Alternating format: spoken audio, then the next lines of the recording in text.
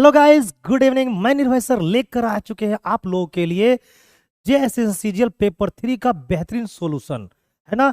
जहां पर मैं बताने वाला हूं समान अध्ययन और साइंस के जितने भी क्वेश्चन आए हैं सबका बेहतरीन सॉल्यूशन के साथ आपको मैं आंसर की बताने वाला हूं। तो आप लोग अभी झारखंड सीजीएल का एग्जाम देकर आए हो, एकदम जल्दी से पेन और कॉपी लो और दनादन आंसर की मिलाओ।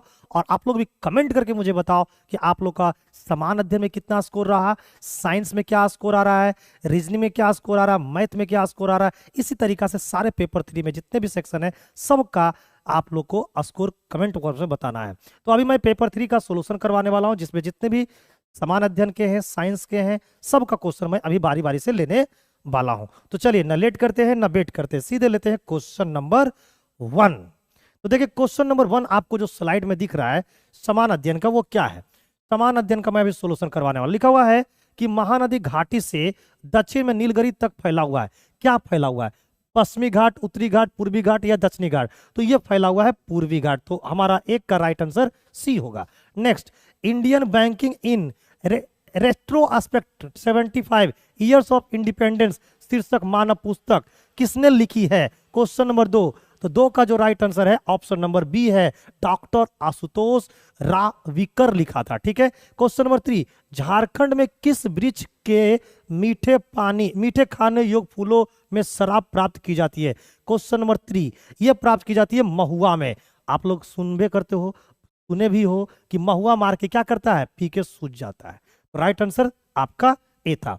एसएमएस के जनक के रूप में किसे जाना जाता है? क्वेश्चन नंबर 4 है। किसे जाना जाता है?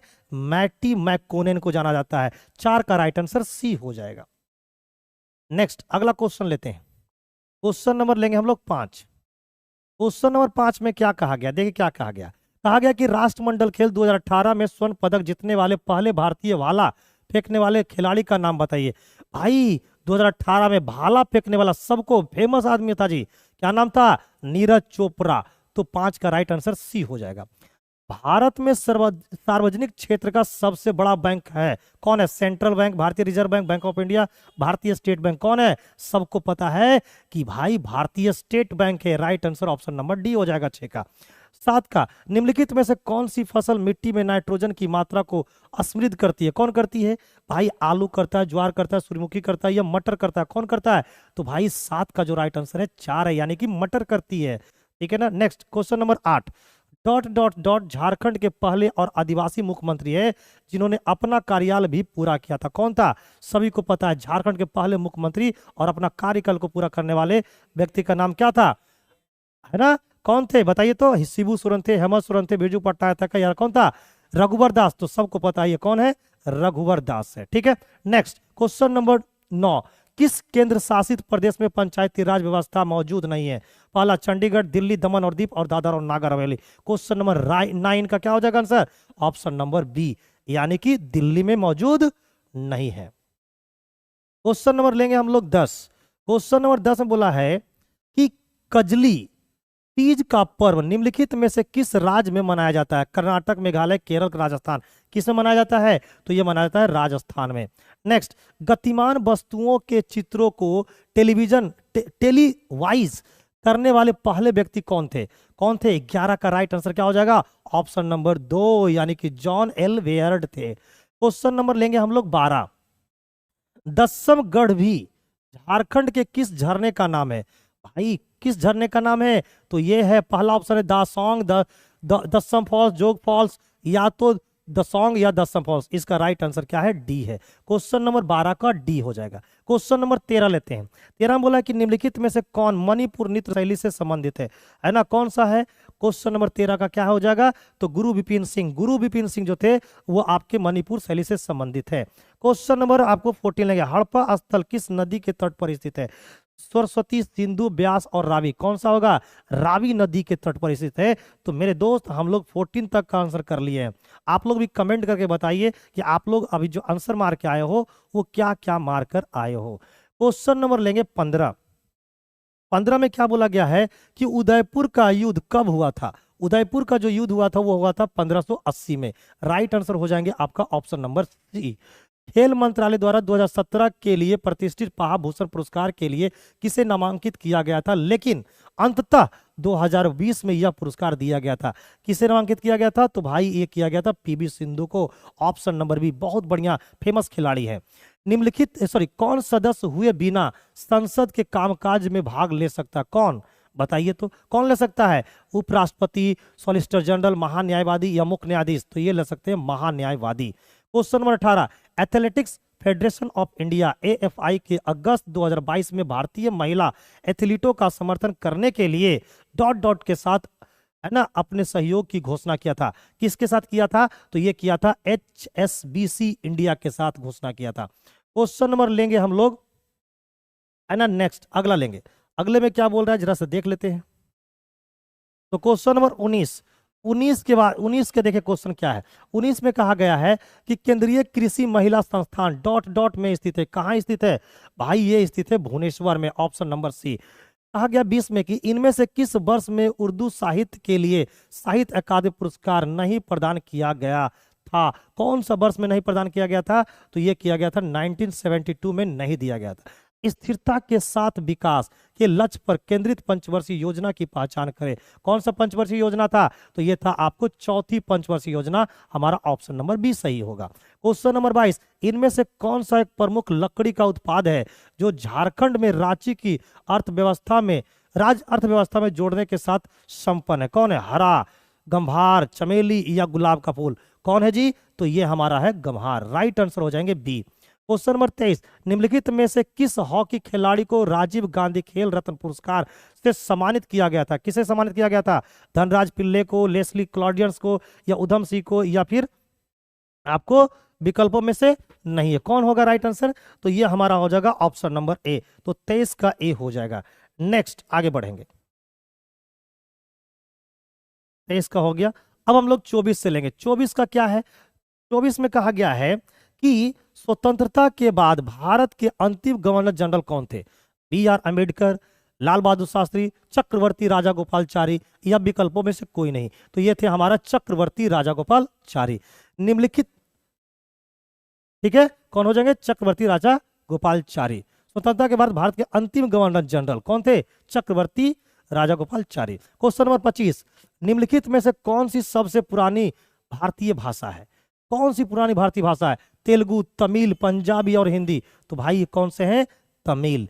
नेक्स्ट क्वेश्चन नंबर 26, निम्नलिखित में से कौन सी भाषा सिक्किम में नहीं बोली जाती है? बोडो, लेप्चा, भूटिया और नेपाली? कौन सी भाषा नहीं बोली जाती है? तो यह है बोडो। क्वेश्चन नंबर 27, वर्ष 2022 राष्ट्रीय मंडल खेलों के उद्घाटन समारोह में भारतीय दल का नेतृत्व किसने किया था? किसने किया था? तो ये किए थे हमारा कौन? ये किया था आपको PV Sindhu. Option number D हो जाएगा। ठीक है, तो आप लोग जल्दी जल्दी से अपना आंसर की मिलाइए और बताइए कमेंट करके कि आप लोग का कितना स्कोर समान अध्ययन में आ रहा है। क्वेश्चन नंबर 28 में क्या बोला गया है कि महादेव गोविंद रनाडे डॉट डॉट के सदस्य थे। किसके सदस्य थे जी? तो ये जो सदस्य थे वो आपका प्रार्थना समाज के थे, इसलिए राइट आंसर बी होगा। क्वेश्चन नंबर 29, निम्नलिखित में से कौन सी पुस्तक मीना अय्यर द्वारा सह लिखित है? कौन है? तो ये था हमारा option number D, I am no messiah, ये लिखा गया था। Question number 30, FIH hockey stars award 2020-21 में महिला कोच ऑफ द ईयर का पुरस्कार किसने जीता था? किसने जीता था? तो ये जीतने वाले जो व्यक्ति थे उनका नाम था सोड मारिन। तो समान अध्ययन का 30 क्वेश्चन का मैंने आपको आंसर की बता दिया है। अब हम लोग साइंस का लेने वाले हैं, है ना, साइंस का लेने वाले हैं और बारीकी से देखने वाले हैं, है ना। साइंस का आंसर क्या क्या होगा इसकी बारीकी से देखने वाले हैं। आप लोग भी साइंस का आंसर की मिलाइए, है ना, और कमेंट कर उसमें बताइए। क्वेश्चन नंबर 31 बोल रहा है कि निम्नलिखित में से किसका उपयोग कारों में पेट्रोल के साथ ईंधन के रूप में किया जाता है? किसका उपयोग किया जाता है? Methane, ethane, butane, ethanol? तो वो किया जाता है एथनॉल का। तो भाई 31 का राइट आंसर डी होगा। उस उपकरण का नाम बताइए जो किसी वाहन की तात्कालिक गति को मापता और प्रदर्शित करता है। गति को मापने वाले को क्या बोलते हैं? स्पीडोमीटर, लैक्टोमीटर, बैरोमीटर, हाइग्रोमीटर, उसे बोलते हैं स्पीडोमीटर। राइट आंसर ए हो जाएगा। अम्लीय विलयन में फिनोल्फिनेन का रंग कैसा होता है? रंगहीन, गुलाबी, पीला, नारंगी? कैसा होता है, रंगहीन होता है। 33 का ए हो जाएगा। 34, निम्नलिखित में से कौन सा एक फलीदार पौधा है? फलीदार पौधा यानी जो फल देता हो। ऑप्शन है मटर, पत्ता गोभी, आलू, टमाटर। कौन होता है? मटर। Option number A. 34 का ए हो गया। साइंस आप लोगों को मैं करवा चुका हूं बहुत सारा, है ना। अब लेंगे 35। 35 में क्या बोला गया है कि इनमें से कौन सा रोग आमतौर पर मच्छरों द्वारा फैलता है? मच्छरों के द्वारा कौन सा फैलता है? मलेरिया, पीलिया, चेचक, गांठिया। कौन फैलता है जी? मलेरिया। आप लोग कमेंट करके बताना है कि मलेरिया के वाहक कौन है। क्वेश्चन नंबर 36, निम्नलिखित में से कौन सा ना तो अम्ल है और ना ही क्षार? HCl, KCl, KOH और H2SO4। कौन हो जाएगा? तो ये हो जाएगा KCl। ये ना तो कोई अम्ल है ना तो कोई क्षार है। ऑप्शन नंबर 37, निम्नलिखित में से किस अंग में बोमेन कैप्सूल, है ना, बोमेन्स कैप्सूल पाया जाता है? किसमें पाया जाता है? यकृत, गुर्दा, अग्नाशय, आमाशय। तो ये पाया जाता है आपके गुर्दा में। राइट आंसर बी हो जाएंगे। ठीक है मेरे प्यारे मित्र। Question number 38। 38 क्या है कि एक अवतल लेंस की फोकस दूरी 15 सेंटीमीटर होती है। यदि वस्तु की लेंस से 30 सेंटीमीटर की दूरी पर रखा गया हो तो प्रतिबिंब की दूरी क्या होगा? अवतल लेंस की फोकस दूरी है। अवतल लेंस की फोकस दूरी हमारे क्वेश्चन में दे रखा है। आइए इसको सोल्व करना पड़ेगा। देख लेते हैं सोल्व करके इसका आंसर क्या होने वाला है। अवतल लेंस की फोकस दूरी कितना दे रखा है? 15 सेंटीमीटर। अवतल लेंस की जो फोकस दूरी होती है वो निगेटिव होती है। कितना दे रखा है? 15 सेंटीमीटर। नेक्स्ट, वस्तु को लेंस से 30 सेंटीमीटर की दूरी पे रखा गया है, यानी यू का मान दे रखा है कितना? 15, 30 सेंटीमीटर। 30 सेंटीमीटर। नेक्स्ट, तो हमसे पूछा है प्रतिबिंब की दूरी ज्ञात कीजिए, है ना। तो हम लोग को पता है, क्या पता है जी, कि 1/f इक्वल टू होता है 1/v माइनस का 1/u। अब देखिए ये v है और u है, तो v का मान हम लोग को निकालना है। तो क्या हो जाएगा बताइए? तो ये हो जाएगा 1/v equal to 1/f plus 1/u। क्या हो जाएंगे? 1/f plus 1/u। अब हमारा f का मान कितना दे रखा? माइनस का 15। तो ये हो जाएगा 1/-15, है ना, प्लस 1/u का मान कितना देखा? माइनस का 30। एलसीएम लोगे इसका तो आ जाएंगे 30। एलसीएम कितने लोगे? तो 30 आ जाएंगे। तो 15 × 30, ये माइनस का 2 और ये माइनस का 1। तो ये कितने हो जाएंगे? माइनस का 3 बटे में कितने हो जाएंगे? 30। इसको काटोगे तो कितना आएगा? इसको काटोगे तो 1/10 आएगा। 1/10 किस में आएंगे? माइनस में, है ना। तो हम लोग को पता है, क्या पता है कि 1/v इक्वल टू हो जाएगा माइनस का 1/10। तो v का मान जो हो जाएगा वो माइनस का 10 हो जाएगा। माइनस का 10, v का मान क्या आ जाएगा? माइनस का 10 और माइनस का 10 सेंटीमीटर। ऑप्शन नंबर ए हो जाएगा right answer. Option number A जो हो जाएगा वो राइट आंसर हो जाएगा। क्वेश्चन नंबर लेंगे हम लोग 30। अब क्या लेंगे? 9। 39 और क्या क्या कह रहा है, आइए देखते हैं। कह रहा है क्या? निम्नलिखित में से कौन सा हार्मोन बच्चे के जन्म के बाद दूध बनाने की प्रक्रिया को उत्तेजित करता है? जब कोई बच्चा जन्म देता है तो उसकी माँ के जो ब्रेस्ट होते हैं उसमें दूध बनता है, तो कौन सा प्रक्रिया बहुत ज्यादा देता है? तो ये देता है prolactin hormone. Question number 40। Question number 40 में बोल रहा है कि नाइट्रोजन गैस का रासायनिक प्रतीक क्या होता है?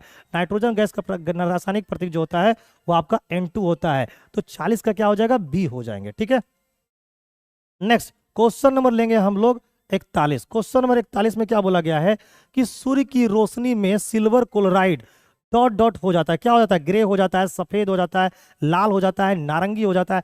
क्या हो जाता है जी? तो वो हो जाते हैं ग्रे। राइट आंसर हमारा 1 हो जाएगा। पोटेशियम निम्नलिखित में से किस तत्व परिवार से संबंधित है? उत्कृष्ट गैस से, हैलोजन से, क्षारीय धातुओं से, क्षारीय मृदा से। किससे संबंधित है? तो ये हमारा संबंधित है क्षारीय धातुओं से। क्वेश्चन नंबर 43 कहा गया कि किसी वस्तु को समान गति से सतह पर फिसलने से रोकने के लिए किस बल की आवश्यकता होती है? स्थैतिक घर्षण, रोलिंग घर्षण, स्लाइडिंग घर्षण और संपर्क घर्षण। आप लोग को बहुत प्रॉब्लम हुआ होगा खास करके इस क्वेश्चन को समझने में। जो लोग इंग्लिश पढ़ते थे साइंस में उनकी जिंदगी को तो बर्बाद ही कर दिया है सरकार, है ना। बिल्कुल उसे ना साइंस और ना ही उनको समान अध्ययन तो बिल्कुल समझ में नहीं। यहाँ तक कंप्यूटर का क्वेश्चन को भी हिंदी में दे दिया, क्या करोगे? तो बताओ क्वेश्चन नंबर 43 का राइट आंसर क्या होगा? क्वेश्चन नंबर 43 का राइट आंसर हो जाएगा रोलिंग घर्षण, ऑप्शन नंबर बी।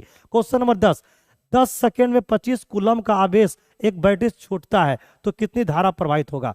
10 कूलम में 10 सेकेंड में 25 कूलम। हम लोग को पता है करंट बराबर क्या होता है ना। हम लोग को पता है कि जो करंट बराबर होता है वो क्या होता है? Coulomb per second. Coulomb per second यानी कि चार्ज अपॉन टाइम। चार्ज कितना दे रखा है जी, चार्ज दे रखा है 25 और टाइम कितना लिया 10 सेकेंड। तो जो करंट बनेगी वो 2.5 एम्पियर की बनेगी। 2.5 एम्पियर कहां दिख रहा है, ऑप्शन नंबर सी में। तो 44 का हो जाएंगे सी। क्वेश्चन नंबर 45 में क्या कर रहा है, आइए जरा से ऊपर करके देखते हैं। ये रहा 45 बड़ा ही इजी क्वेश्चन दिया है कि आर बराबर क्या होगा, आर बराबर भी बटा क्या हो जाएगा आई। आई किसको बोलते हैं, धारा को। तो राइट आंसर हमारा क्या हो जाएगा बी। सिट्रस फलों को डॉट डॉट का एक समृद्ध स्रोत माना। सिट्रस बोलते हैं खट्टे फलों को। खट्टे फलों में क्या होता है, विटामिन सी पाई जाती है। राइट आंसर हो जाएगा हमारा ऑप्शन नंबर सी। किसी पदार्थ के यूनिट आयतन के द्रव्यमान को क्या कहते हैं, है ना।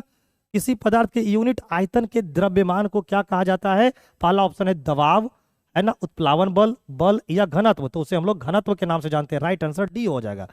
क्वेश्चन नंबर 48, निम्नलिखित में से कौन सा सजातीय श्रेणी का समूह बनाता है ना। ऑप्शन नंबर ए में जो दिए गए हैं बहुत सारे चीज लिखे हुए हैं, कौन बनाता है, इथाइन, प्रोपाइन और ब्यूटाइन।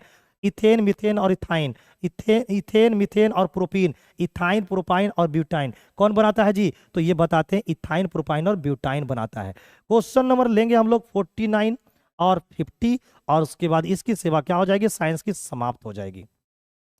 क्वेश्चन है कि एक अलग प्रतिध्वनि सुनने के लिए मूल ध्वनि और प्रतिध्वनि के बीच कितने न्यूनतम समय अंतराल होती है, तो ये होती है 0.1 सेकेंड का, है ना। क्वेश्चन नंबर 50, जब एथेनॉल सोडियम के साथ अभिक्रिया करता है तब निम्नलिखित में से कौन सी गैस निकलती है। आपको ये जल्दी से बताना कौन सी निकलती है, हाइड्रोजन।